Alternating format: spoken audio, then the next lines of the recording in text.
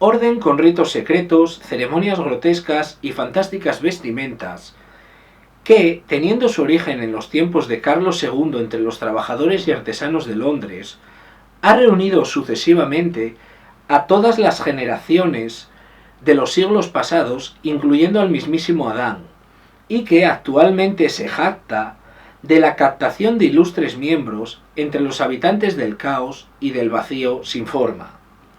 La orden fue fundada en periodos diferentes por Carlomagno, Julio César, Ciro, Salomón, Zoroastro, Confucio, Tutmosis e incluso Buda. Sus símbolos y emblemas se pueden encontrar en las catacumbas de París y Roma, en las piedras del Partenón y de la Gran Muralla China, en los templos de Karnak y Palmira, y han sido también halladas en las pirámides de Egipto. Eso sí, siempre por un masón. Sí, efectivamente, amigos, vamos a dedicar este primer episodio a hablar de ese misterio que conforma la llamada masonería. Hablar de masonería implica responder a tres cuestiones. La primera de ellas es ¿qué es la masonería? La segunda es ¿quiénes son los masones? Y la tercera es ¿qué demonios hacen los masones?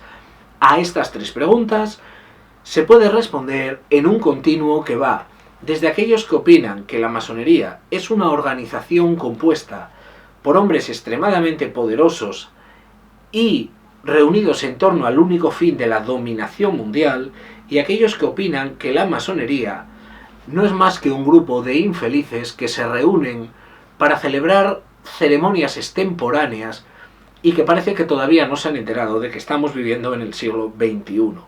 Personalmente, os puedo decir que tienen más razón los segundos que los primeros.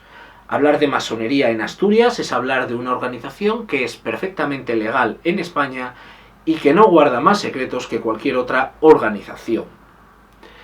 Hemos de decir que en Asturias, para informarnos de la masonería, contamos con dos importantísimos historiadores de reputada tradición en este ámbito, como son Iván Pozuelo y Víctor Guerra, y además tenemos la suerte de contar con la mayor editorial en lengua española dedicada a la masonería. Una editorial que, perdonadme la autopromoción, ha tenido a bien publicarme este libro titulado El desencanto, elogio y refutación de la masonería, donde no solamente repaso la historia general de la masonería, sino la grotesca historia de la masonería en España y especialmente en Asturias, ajusto también cuentas con su pretendida filosofía y al tiempo expongo mi peculiar evolución dentro de la orden en la que estuve durante 10 años. En primer lugar, hemos de decir que la masonería realmente existente, la masonería tal y como hoy en día se conoce, dejando de lado argumentos historicistas que pretenden retrotraerla no solo a los constructores de catedrales, sino incluso a los colegios profesionales de la Roma de Augusto o incluso hasta a la mítica Sumeria. Ya se sabe que como de Sumeria no se sabe nada, es un sitio donde podemos poner todo lo que nos dé la gana, es algo que argumentalmente es muy agradecido. Como digo, la verdadera masonería, la realmente existente, tiene una fecha fundacional el 24 de junio del año 1717, cuando las logias operativas, es decir, las logias de trabajadores de la piedra de Londres, se reúnen en una taberna que tenía el curioso nombre de El Ganso y la Parrilla. Allí nace la Gran Logia de Inglaterra, una institución que a día de hoy, con ciertos cambios, todavía existe. A partir de esta fundación, la masonería no tardará en extenderse en miles de ramas. Si hay algo que caracteriza la historia de la masonería, es, como la del Partido Comunista o como la del psicoanálisis, la idea de que todo el que entra sale pensando que él es el único que tiene la verdad.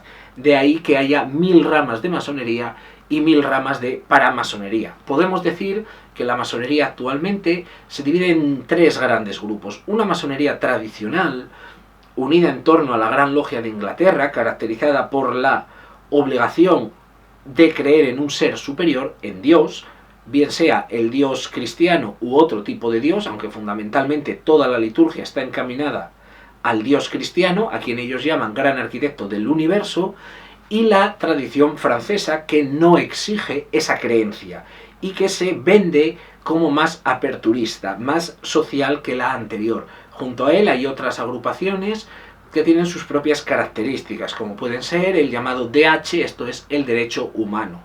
Al margen existen 1000 grupúsculos en los que por supuesto no vamos a entrar. Bien, como todos sabéis, la masonería al acabar la guerra civil fue totalmente cercenada de la vida pública española. Se dice, o se cuenta, o se rumorea, que la masonería estaba tan sumamente presente en la república que era una república masónica.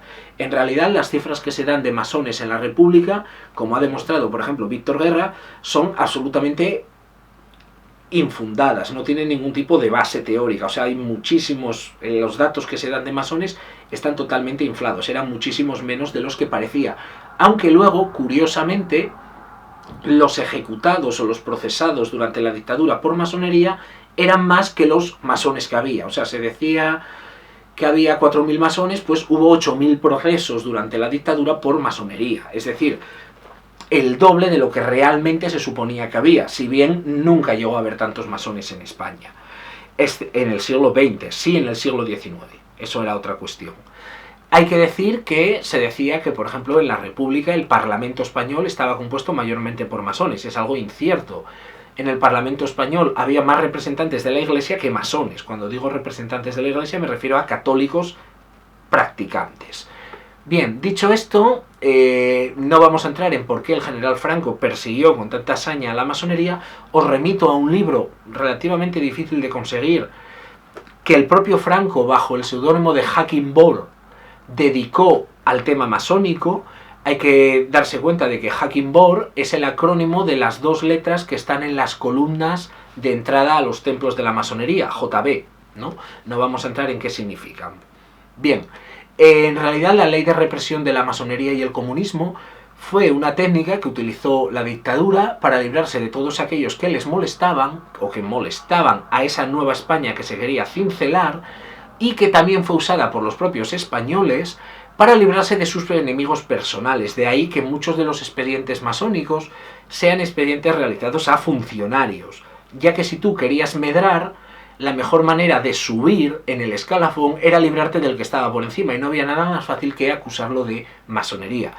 Resulta extraño que hubiese tanta hazaña con la masonería, una institución que eminentemente, por mucho que los masones se quieran vender de otra manera, es absolutamente carca, es una asociación absolutamente consagrada al conservadurismo social, no tanto la rama francesa, que es más abierta, hubiese suscitado tanto odio entre los franquistas, mientras que otro tipo de asociaciones espirituales o espiritistas, como podía ser la teosofía o las antroposofías, apenas les molestaban, cuando esas llevaban en su germen la destrucción o un cambio radical de la sociedad. Pero como digo, no vamos a hablar de eso. La masonería, terminada la guerra civil, desaparece de la historia de España, aunque está muy presente en el discurso del régimen, si bien en los años 60 comienza a renacer, sobre todo asociada a las bases americanas. En principio, entre los acuerdos que se firmaron para permitir que los norteamericanos pudiesen abrir bases en España, estaba la de que dentro de las bases sí se podrían fundar logias masónicas, si bien el gobierno de Franco exigió que en esas logias no se admitiese a ningún español. Al tiempo, en Cataluña, un grupo de nostálgicos trata también de abrir sus propias logias, pero como es lógico, no aguantaron demasiado. Bien, muerto Franco, comienza un periplo para conseguir la legalidad de la masonería. Los masones exiliados, sobre todo en Francia y en México, vuelven a España, junto con masones auténticos que pretendían creer o pretendían hacer creer que la masonería tenía algo que aportar a esa nueva sociedad democrática que se iba a constituir. Aparecen una serie de filibusteros que se hacen con el control de todas las ramas masónicas y que lo único que esperaban era poder exigir al gobierno recién creado en España la devolución de todos los bienes incautados a la masonería tras la guerra civil, es decir, el famoso tesoro masónico español, que por supuesto no fue devuelto y no va a ser devuelto, más que nada porque realmente no existe tal tesoro. Bien, dicho esto, no vamos a entrar en la peliaguda historia de la masonería, donde tenemos episodios grotescos como un gran maestre, cuando hablamos de un gran maestre o gran maestro, según unos lo dicen de una manera, otros lo dicen de otra, que en su lecho de muerte denomina o determina quién va a ser su sucesor, saltándose la obligación masónica de que éste sea elegido democráticamente, un sucesor que luego es expulsado, un sucesor que había pasado facturas de taxi por casi 2 millones de pesetas, facturas de whisky por otra cantidad similar, que en la celebración del aniversario masónico se gastó casi 25 millones de pesetas, es decir, una historia absolutamente grotesca. Si los masones realmente creen que sus rituales, sus palabras, sus gestos y sus toques activan ciertas, digamos, estructuras mentales que llevan al hombre a un estado de mejor ciudadanía, la gran desgracia de la masonería es que la mayor parte de las veces no atrae a hombres que quieran ser mejorados. Bien, en Asturias la historia no es demasiado diferente, pero sí más tardía. La masonería en Asturias llega a finales de los años 90 de manos de un grupo que se hace llamar Gran Logia Astur. Esta Gran Logia Astur, fundada por un señor llamado Collazo, se caracterizaba, según testimonios que me dieron miembros de ella, miembros que estuvieron en ella, por la promesa que realizaban algunos de sus miembros de que entre ellos había ministros, habría millonarios, había grandes empresarios y que sería la mejor forma que podrías encontrar en la vida de promocionarte socialmente, tanto laboral como económicamente, que era un grupo de poder que iba a acabar gobernando el Principado de Asturias y parte de España. Evidentemente eso no fue así, y la historia de la Gran Logia Astur, como de otras logias, acabó en los juzgados por, bueno, bastantes problemas de índole económico. Desaparecida esa Gran Logia, un grupo de masones se reúne para formar una logia al amparo de otra tercera organización que es la Gran Logia Simbólica Española y crean su propia organización aquí.